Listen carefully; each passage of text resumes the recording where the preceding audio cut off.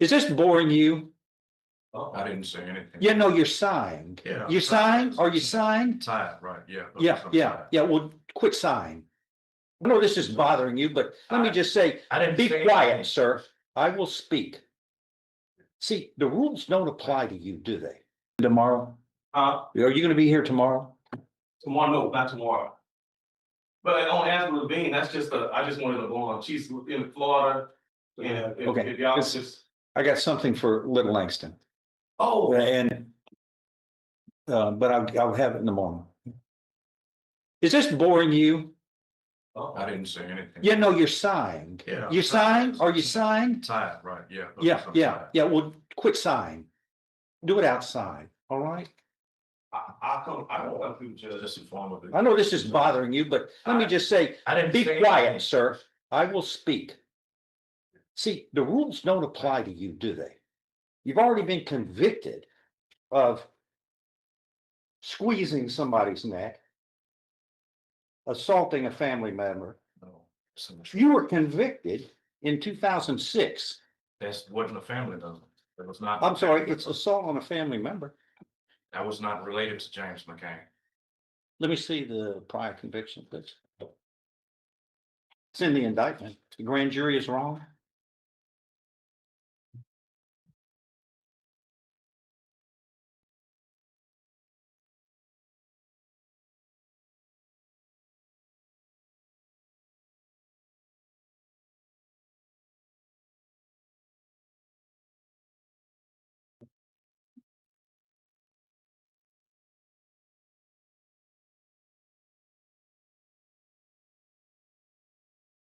Looking at the adjudication of guilt in 85552, which is the allegation in paragraph 2 of this third-degree felony of assault on a family member that you're charged with, which alleges that in the 252nd District Court next door, you were convicted of assault on a family member on February 24th, 2006 in 85552. Strangely enough, I'm looking at the judgment which says exactly that.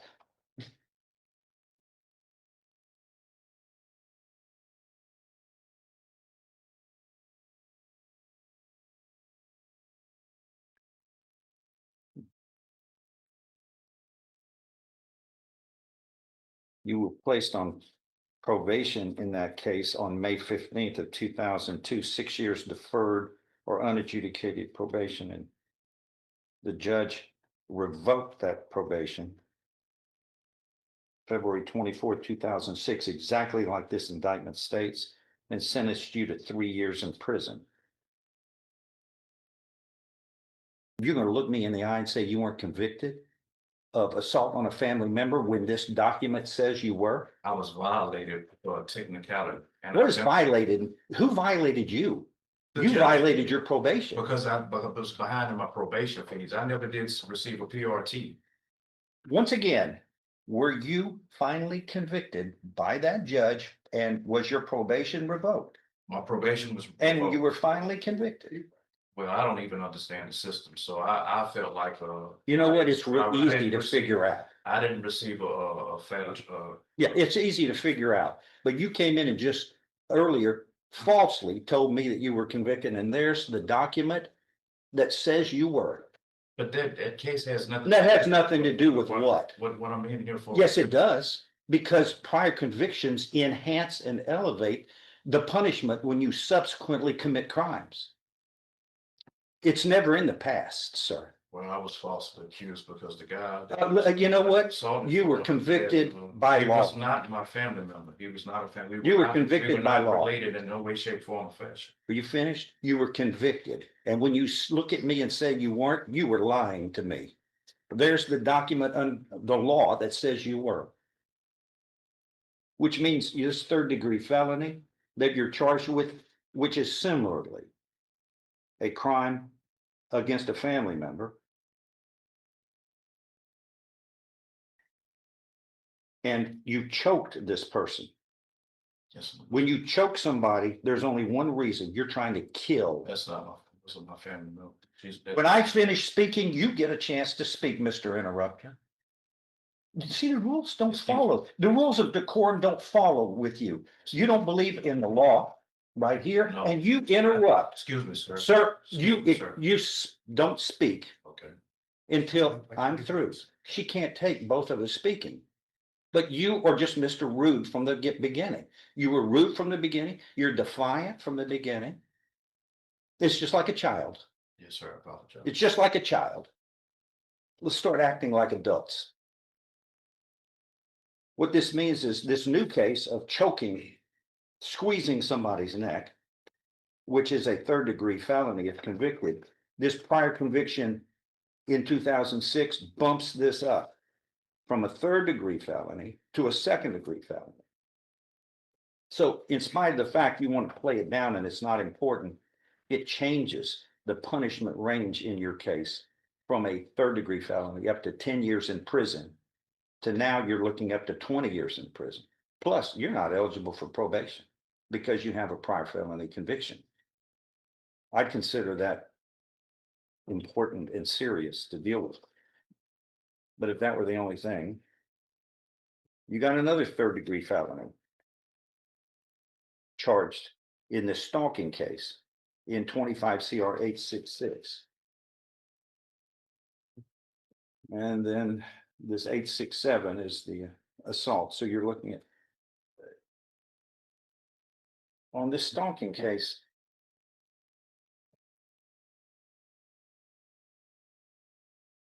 This says it occurred on or about May 7th of 25. Is the state going to re-indict that to allege this prior conviction in 85552? I don't know yet, Judge. Since the complainant in both of these cases is deceased, I know I can prove the assault family violence. I gotta look at the stalking to make sure. If I can, I probably will either that or give a notice of enhancement. That's all we need to do to enhance it. Right now, Notice of enhancement. this other case of stalking, you're facing a third-degree felony, up to 10 years in prison. So both of these, you're looking at up to 30 years in prison and you're not eligible for probation. John, what are we going to do today? Your Honor, this is an issue that he's on a GPS monitor. One of the issues was to protect and keep the victim safe. However, the victim, like Mr. Laird said, is now deceased. So we are arguing and feel that it's not a GPS is not needed for that reason anymore. And so we can just return it back to normal conditions of bond and then keep moving forward with the case. But with no GPS, it's become financially burdensome to do that. And the need for it has now gone away. Go say. As far as the complainant is concerned, yes, the need has gone away, but safety of the public is also a concern, and he does have a prior for committing this on another person. So I worry about anybody else he comes in contact with that we don't know where he is and can't prove that it's him right away. So Your Honor, my counter to that is that when it was a victim, it was easy. It was good to have the GPS because we could show if he was going around her or where she was.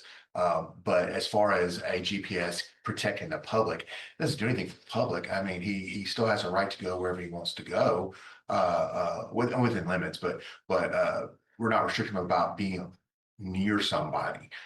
We can't say stay away from everyone, and we can't control whether he commits another crime against another person. I mean, GPS monitor is not going to prevent that, do anything about that.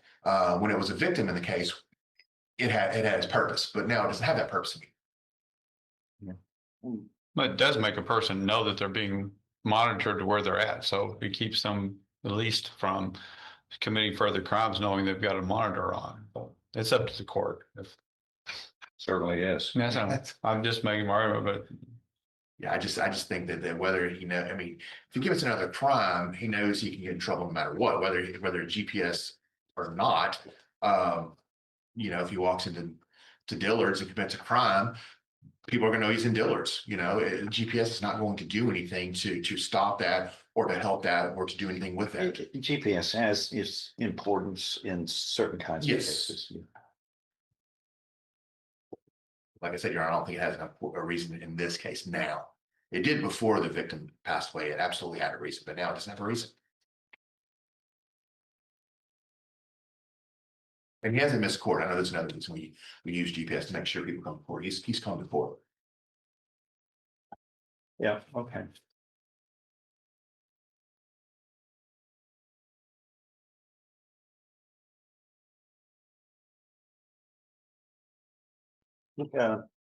He sent a letter to me. Everybody gets a copy when back in September a year ago.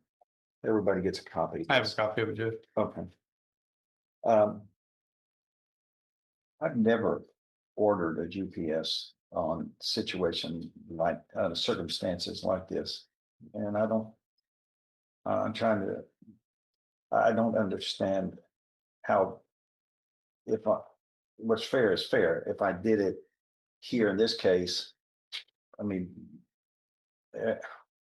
we're really curious about the whereabouts of everybody that's on Raw, but I'm not, that opens a door of And I think it was originally Pandora. ordered in this case because it was a stalking case and we wanted to make sure he wasn't bothering the victim.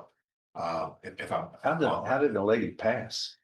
unrelated, it was. There was a shooting at an apartment complex and she was an innocent bystander, got caught in the crossfire. A sad thing, but it had nothing to do with this case. Kind of like last case, last trial. Yeah. But yeah, I don't see what GPS device is necessary Not now.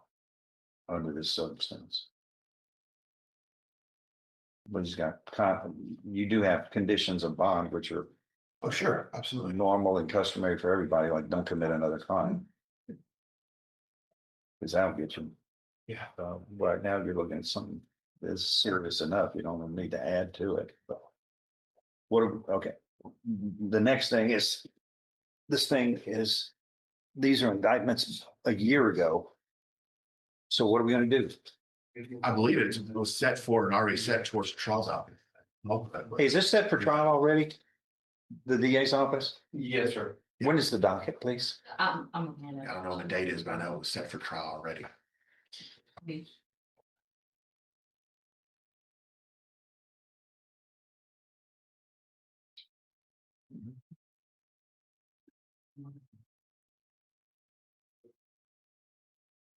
Are y'all able to recover that video? Or is that one? Yeah, we'll be able to recover by the time we get trial. It's easy. Okay. It's not that big a deal. So set for trial. Seems necessary now. August, right? Yeah. August, okay, all right. Get a resetting there. That's what we're gonna do.